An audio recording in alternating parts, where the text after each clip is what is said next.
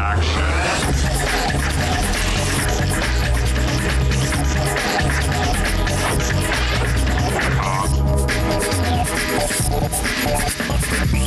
let's go for takedown. Action.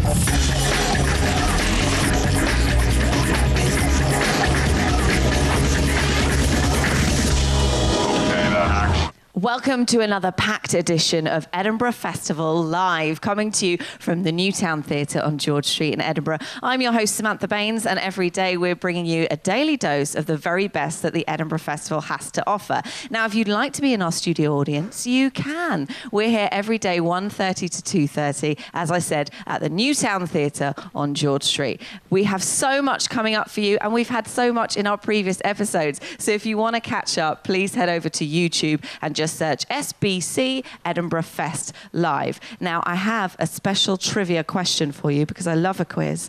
So the question today is, what car was built in Scotland? That's what car was built in Scotland. If you think you know the answer, head over to Twitter and tweet us at edfest_live. You can also tell us via the website, which is www.sbctv.co.uk. Now, he wowed me before. I'm very excited that we've got him back on the show. Will you give a big round of applause for magician Neil Henry? Hey, Sam, you all right? I'm good. How are you? Yeah, good. So have you got a little trick for me today? Should we have some fun? Can we? What you got in your pocket? What you got? Have you got pockets? You don't? Yes, Do you have I anything? don't. You've got money? I don't care. Anything? Money? Yeah, I've got money. I'll do anything with anything you've got. What is it? Oh, fiver. Doing well. Okay. Okay. Yes. Nice scrambled fiver. Right. So it's your money. What do you want me to do with it?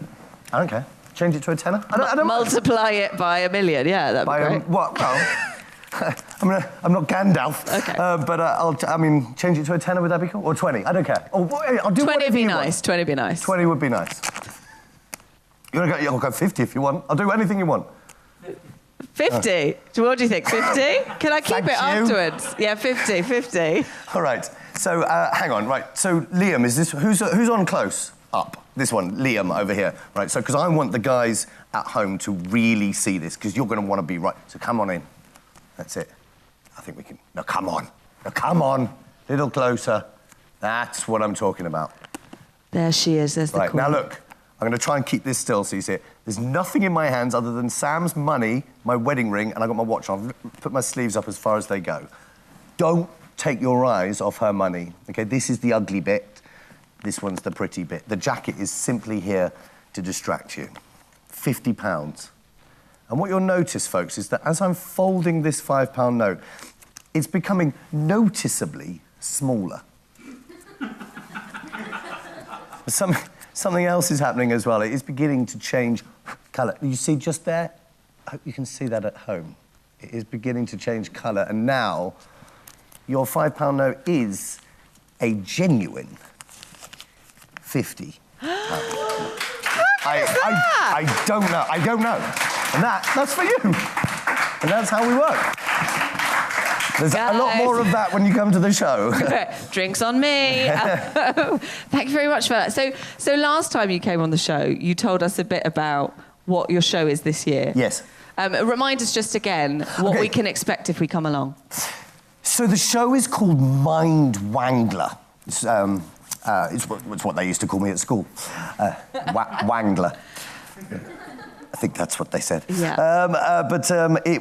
It is essentially a magic show, but it's not your normal sort of magic. It's not like, rabbits, and it's not that kind of thing. The whole point of this show is it's designed to properly mess with everybody's mind, but properly.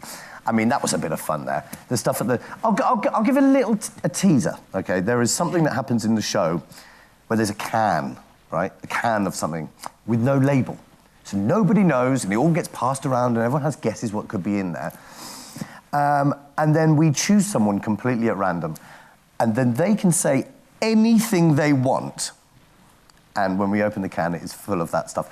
It has only not worked once when they said it's full of diamonds. Clearly not understanding fringe economics. Yeah, and it's a really exciting thing. But it's lots of things like that, and it just impossibilities and it's funny, and I love doing it, and it's for all the family. It's not a kid show, but they're very welcome. Certainly not rude or anything like that, but it's a lot of fun, and I really, really love doing it. I don't know. Brilliant. I'm sure you're the same, with your shows, when you get a show that you just really loved it. I don't want the festival to end. I just really love it. Well, I'm so excited to see it. Where and when can we see it? Okay, so it's 4 o'clock every day for the rest of the Fringe, and it's at the Pleasance Dome. It's at the Ace Dome. Brilliant. Neil Henry, everyone. Thanks, guys. How good See you at the is show. that? Next up, we've got comedian Alex Kealy. Hello, I'm Alex. I'm having a good year. Earlier this year I got to the final of a comedy competition and I was quite excited about that. And my parents were going to come and watch me do that, but then it turned out the final was on the same day as their wedding anniversary, and it was about a 5-hour drive from where they live. So I think in the end they decided they didn't want to spend their whole wedding anniversary sort of driving all day and then the evening watching the most disappointing element of their marriage. So it's just upbeat. Cool. So my mum doesn't really like me doing stand-up, which is a bit unfair because her favourite activity is sort of mocking me. It's a really highlight for her. She feels I sort of dress quite scruffily and that she thinks I drive too slowly, which I think is a weird way around to critique someone's driving. She also described my 20th birthday party to all my friends there as celebrating 20 years since Alex was last inside a woman, which didn't help solve that problem. But despite that mockery, I did date a girl for a bit at university. She was American. I was tolerant of that. And she ended up moving back to America and broke up with me over Skype. It's always good to be broken up with over an online video conferencing service. It's always my favourite way of doing that. The worst part of that was actually afterwards when I was sort of rocking back and forth in the fetal position and then Skype popped up with a message saying, to help improve the quality of our service, could you please rate that conversation out of 5? So just good to be heckled by a customer service algorithm. That's all my favourite way of doing things. So not a good breakup, but not as bad as my flatmate who was dating a girl for a couple of months, but then she ended it by saying, look, I'm really sorry, I just want things to go back to the way they were before. And he was like, but we weren't friends, we didn't even know each other. Exactly, that's exactly correct. So that breakup was about a year ago, and I haven't had much sex since then, which is sometimes described as kind of like a dry patch, which I think is a really horrible phrase. I want to try and find other ways to describe it, make myself feel a bit more positive about myself, like I wasn't on a dry patch, but I was on like a fallow year.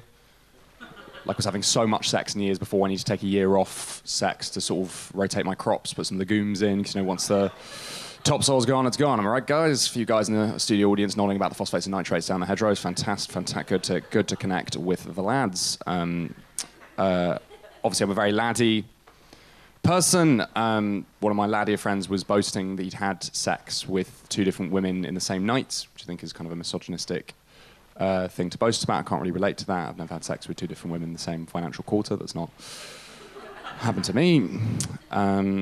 So yeah, still keeping in touch with my ex. She lives in Washington, D.C., and she sent me a message from a party a couple of weeks ago just saying, important question. And I was like, hey, what's up? Well, I said, hey, WhatsApp, because we're using a popular messaging service, WhatsApp, and I'm very funny. Man, and she was like, well, there's just this guy at this party who's saying that watching porn is a purely American phenomenon.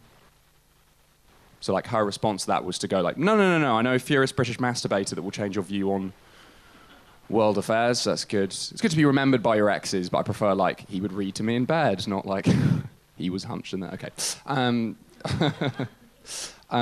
So yeah. I mean, despite being quite a lonely man now, I think I'll have like a good marriage actually. I think I'll have an amazing marriage, but not amazing like a sunset or something, like an amazing sunset, like amazing like a table you've had in your family for like a long time, and you take it into like an antiques dealer, and then the antiques dealer like looks inside the table and it's actually like riddled with woodworm. He's like, oh my God, this should have collapsed years ago. What an amazing marriage. And it's like held together by little sinews of sort of fear and children, and like just like a really top quality sort of table marriage. Pretty amazing one. If you are on Twitter, you can go on there and follow at National Rail Updates. So that's really good thing to do. So thanks very much for watching for that. Yeah, thanks very much. Alex Kealy. Oh, Alex. Now, you talked a bit about your relationship with the ladies. Yes. Has Edinburgh helped at all? Has being on Edinburgh Fest Live helped at all last time you were on the show? Yeah, well, it's groupie central, is that the? I don't know. Yeah. It's very. I feel very uncomfortable talking about almost anything true about my personal life. That's what we can detect from this.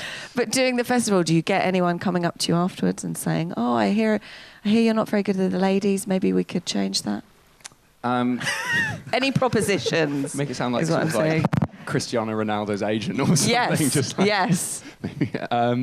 No, No. I've had some people saying nice show. I don't think people have been saying nice show and Fancy a date. Let's get dating. Okay. Said that. Well, maybe that's something to think about in your show. Right. Numbers in a bucket at the end. No, Right. too far. It sounds too pleading, I think. Coming from So would you call yourself a self-confessed geek? I think I've heard. Yeah, I mean, I feel Yes. like you've accused me of being a geek, but I would also now confess No. to it now. Yeah, I would say I'm geeky. A friend of mine did stand-up, and I, as a result, had a go myself, and I've already been compared to him once in a review, so that's good. That's excellent. Yeah. So where's your show going to be on? So it's on in Underbelly MedQuad at 9:50 p.m. It's called Alex Kealy is an Idea Whose Time Has Come, which is it's too long as a title, I would say, overall. Brilliant. Alex Kealy, everyone. Well, that's the end of part one. We've got loads more coming up for you in part two. Don't forget you can head over to YouTube and catch up on our previous episodes. Just search SBC Edinburgh Fest Live. See you after this.